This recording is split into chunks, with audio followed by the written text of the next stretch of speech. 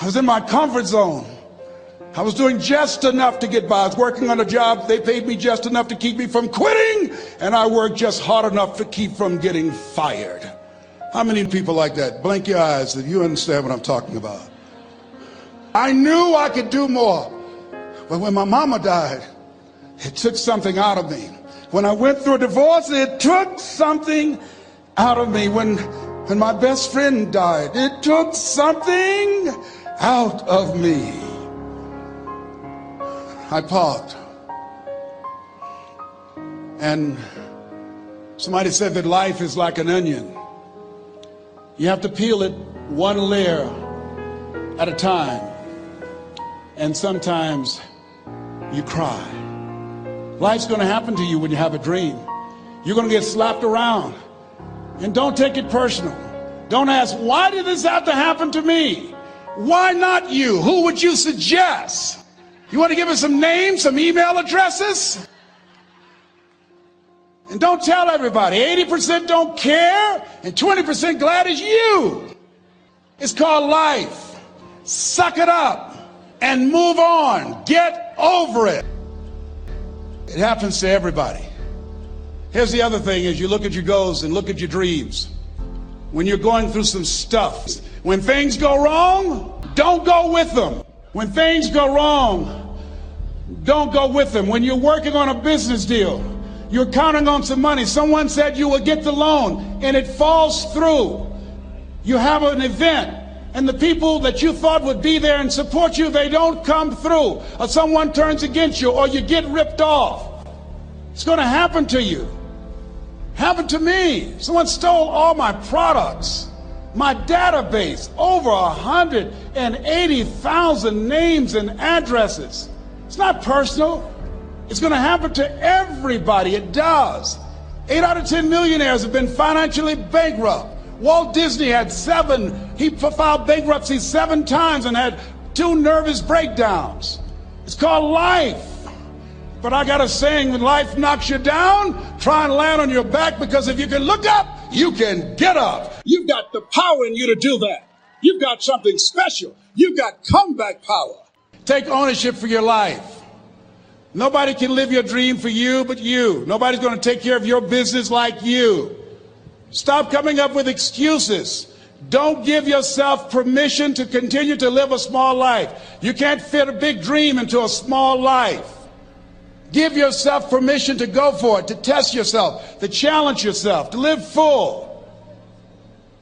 I like the saying, always strive to get on top in life, because it's the bottom that's overcrowded.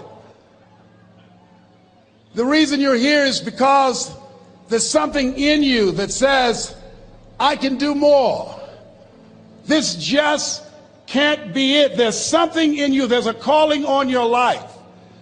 There's something in your heart that caused you to get dressed and spend the money to go to seminar after seminar and listen to message after message and speaker after speaker. Because there's something in you that tells you this is not it for you. You have not peaked here. There's more in you that you are expressing.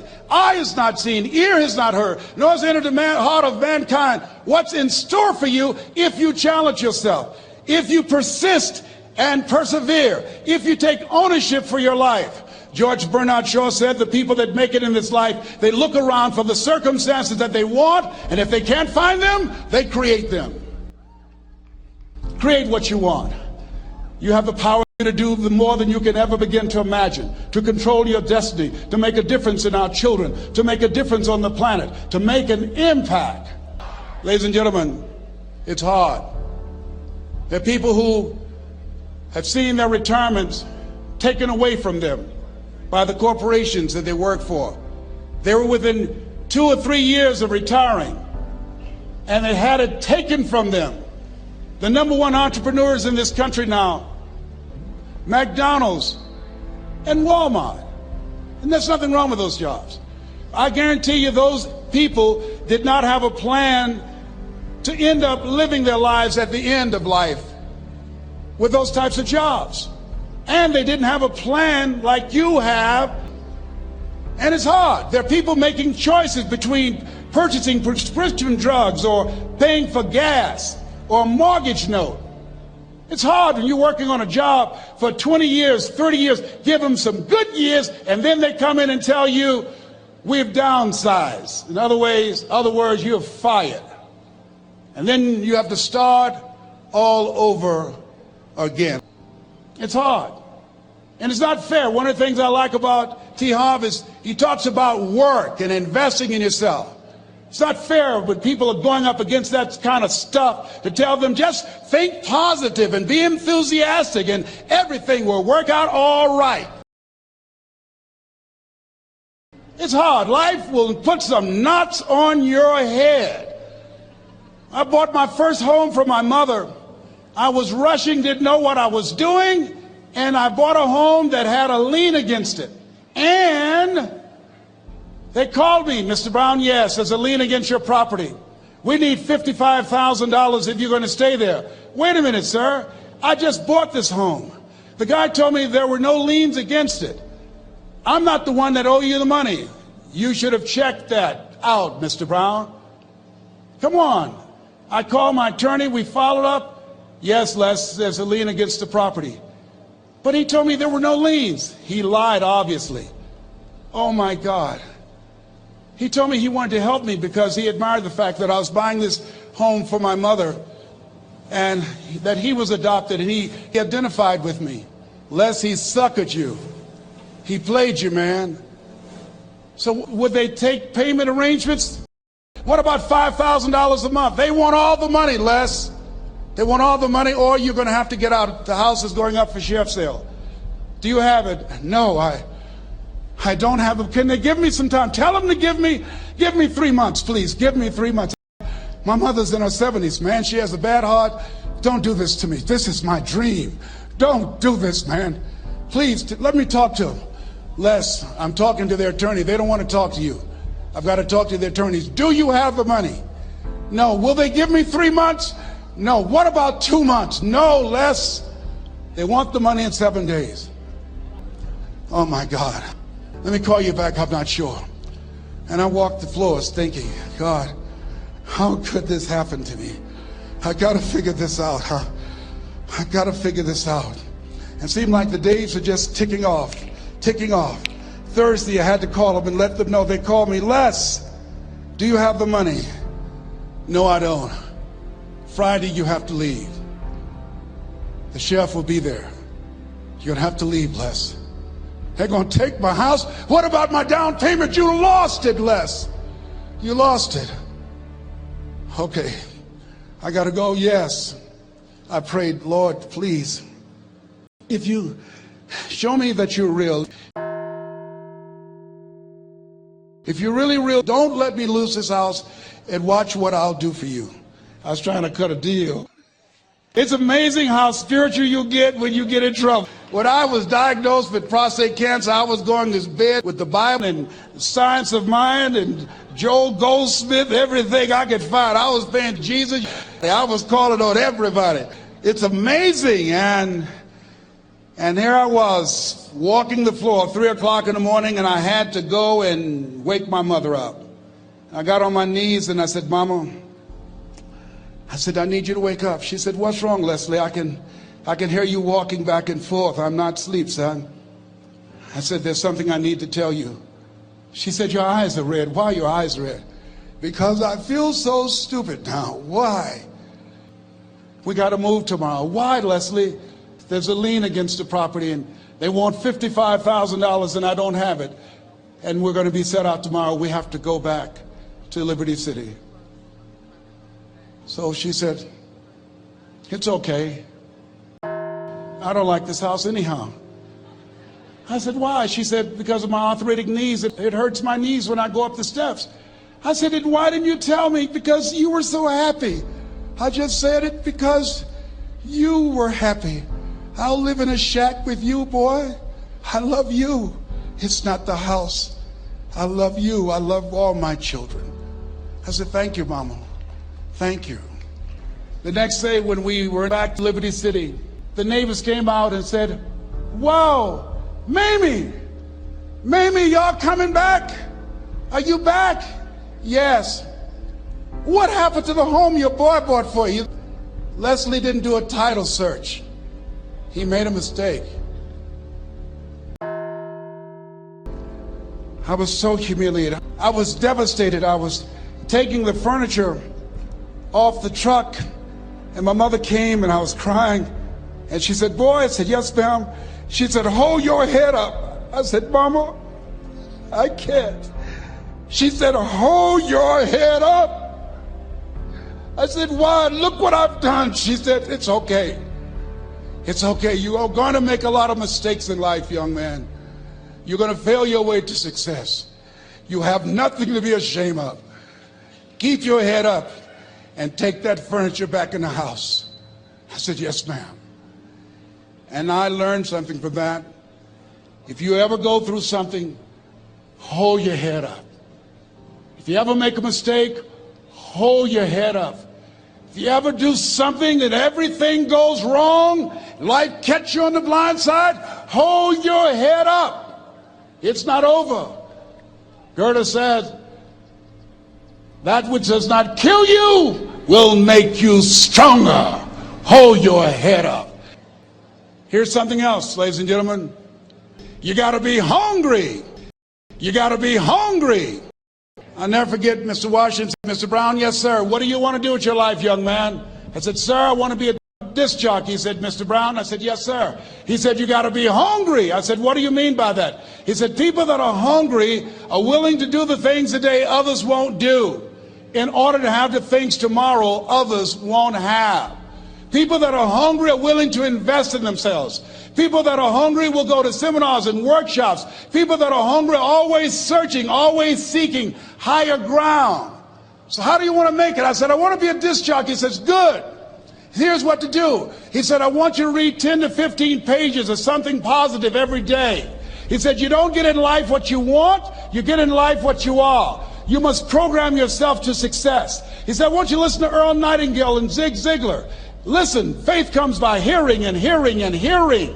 He said, "I want you to change your relationships, and I don't want you to ever lose your hunger."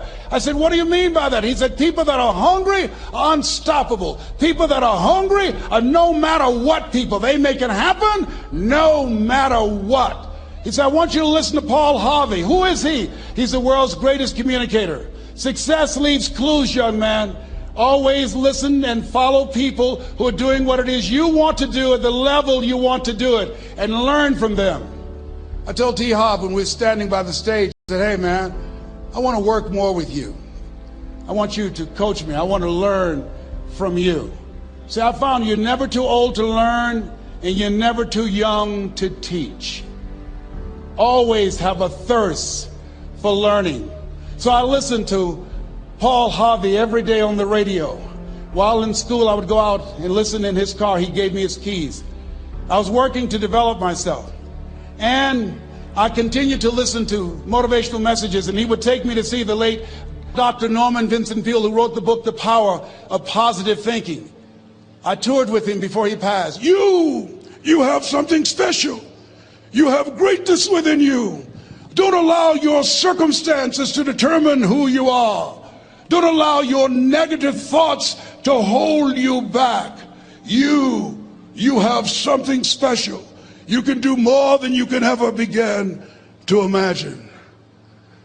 Dr. Peale was an incredible man. I admired him. When he spoke, he gave me goosebumps. I can feel him in my heart. And I never forget, we were coming back to the school, and Mr. Washington said, "Mr. Brown," "Yes, sir." "When Dr. Peale spoke, you didn't move. When he spoke, you were hanging on every word. When he spoke, we didn't have to tell you to sit down and be quiet. Why?" I said, "Sir, I could feel him when he talked. I felt like he was talking to me, sir." He said, "He was." I said, "But he doesn't know me, but he was speaking to you. Did you feel him in your heart?" I said, "Yes, sir." He said, "Most people feel him in their head. If you felt him in your heart," he said, "listen to him, son. Follow him, learn from him." And I would go to seminars and workshops. Anywhere I would find where Dr. Peale was, I would be in the audience. I would drive 200 and 300 miles just to hear him speak. And my dream and vision was to share the stage with him. I thought about it. What is your goal? What is your vision? I want you to hold it in mind. There's some power in that, because When I became involved in speaking, I never forget, I got a call from Og Mandino, who wrote the book, The Greatest Salesman in the World. He said, Les, I'm stuck in Philadelphia. I need to be in Kankakee. Dr. Norman Vincent Peale is appearing. I can't make it. I heard you're in Chicago. I said, yes, I am. Can you go and open for me? I said, yes, man. Oh, my God. Dr. Peale, I said, yes, I'd love to do it. And I went there and I came. I said, hi, I'm Les Brown. He said, you're not the band of renown? I said, no, I'm Mrs. Mamie Brown's baby boy. I'm here to speak. He said, come backstage. And his wife, Martha, was there. And she said, Papa, Les Brown is here, the speaker. And he said, Les Brown, shoot for the moon. Because even if you miss your land among the stars. I said, sir, that's my quote. I wrote you when I was in the 11th grade. I was a part of a special education class project. That's my quote. He said, I know. I end all my speeches with that quote. And Dr. Peale had a great sense of humor. A young man was backstage, and I had so many questions to ask him, and my mind froze up, and the young guy said, Dr. Peale, how old are you? And he was up in age. He said, Sonny, I'm 92. The young man looked at him and said, I don't know if I want to live to get 92. He said, that's because you've never been 91. So I did the things that Mr. Washington suggested. I listened to motivational tapes on a regular basis. I would go to seminars and workshops whenever Zig Ziglar and Dr. Dennis Wagley and Jim Rohn would come to town. And I said, sir, what do you want me to do now? He said, Mr. Brown, I've given you everything that I can give you. He said, develop your mind, put your money where your mouth is, continue to learn how to be an effective communicator, because once you open your mouth, you tell the world who you are. And always surround yourself with only quality people. So I went to apply for a job on Miami Beach. WMBM radio station. Milton Butterball Smith was the program director. Hello, Mr. Butterball. How are you, sir? My name is Les Brown, sir. I'd like to be a disc jockey. He said, young man, you have any journalism in your background? I said, oh, no, sir, I don't. You have any experience in broadcasting? I said, no, sir, but I practice all the time, sir. Let me audition for you, sir. Let me show you how good I am. All I need is a shot, sir. He says, no, we don't have any job for you. I was devastated. I went back and I told Mr. Washington. I said, Mr. Washington. They said, no. He said, don't take it personally. Most people are so negative, they have to say no 7 times before they say yes. He said, you got to be hungry. Know your vitamin. Go back again. I said, yes, sir. Hello, Mr. Butterball. How are you, sir? My name is Les Brown, sir. I like to be a disc jockey. Young man, weren't you here yesterday? Yes, sir, I was. Didn't I tell you no yesterday? Yes, sir, you did. Then why are you back today? Well, sir, I didn't know whether or not somebody was laid off or somebody was fired, sir. Nobody was laid off or fired. Now, get on out of here. I came back the next day. Hello, Mr. Butterball. How are you, sir? My name is Les Brown, sir. I like to be a disc jockey. I know what your name is. Weren't you here the last 2 days? Yes, sir, I was. Didn't I tell you no the last 2 days? Yes, sir, you did. Why are you back? Oh, sir, I didn't know whether or not someone got sick or someone died, sir. No one got sick or died. No one was laid off or fired. Now, don't you come back here again. I came back the next day talking loud, looking happy like I was seeing him for the first time. I said, hello, Mr. Butterfall, how are you? He looked at me with rage. He says, go get me some coffee. I said, yes, sir. My favorite book says the greatest among you will be your servant. How many of you are serious about your goals and dreams? Write this down. Provide more service than you get paid for. Provide more service than you get paid for. I go to a lot of seminars and workshops. And one of the things I know about T. Harv Eckert, when I was sitting in the class with Robert Ruppel and all of the other presenters, they hold themselves to high standards and they provide more information than anybody else in the industry, bar none. They hold nothing back because their commitment is for your success. And when you hold yourself to high standards, write this down, impact drives income. That's why you're here. Impact drives income. So I became the errand boy for the disc jockeys.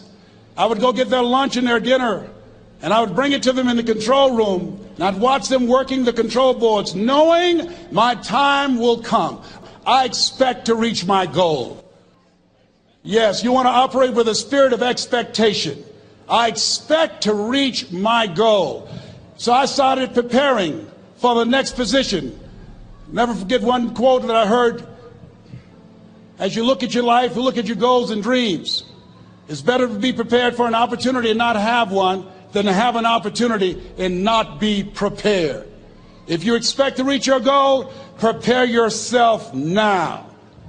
And so then pretty soon, the guys at the station, they begin to take a liking to me. Build relationships. As you're aware, people deal with people that they know, like, and trust. And so they would say, Leslie, yes, sir. Come here, yes. Come outside. Who did this? Oh, your car? Yes. Who cleaned my car? I did, sir. I would wax their cars on the weekend, inside and out. How much do you charge? Oh, nothing, sir. I just wanted to help out. I was providing more service than I got paid for. I was building relationships. They said, whoa, look here. Donna Ross and the Supremes are coming to town. The Four Tops and the Temptations. Here are my car keys. Pick them up for me. Take them to the Fontainebleau Hotel on Miami Beach. I said, yes, sir. I would drive them all over Miami Beach in their big, long Cadillacs. I didn't have any driver's license, but I was driving like I had some. Then one day, it was a Saturday afternoon. A disc jockey by the name of Rockin' Roger was drinking while he was on the air. It was a Saturday afternoon, and I was the only one there. Rockin' Roger got so drunk, he could not complete the show. He started slurring his words. He's about to fall off the chair. And there I was, looking at him through the control room window, walking back and forth, young, ready, and hungry. I was saying, drink, Rock, drink. Drink, Rock. I'd have gone and get him some more if he'd asked me to.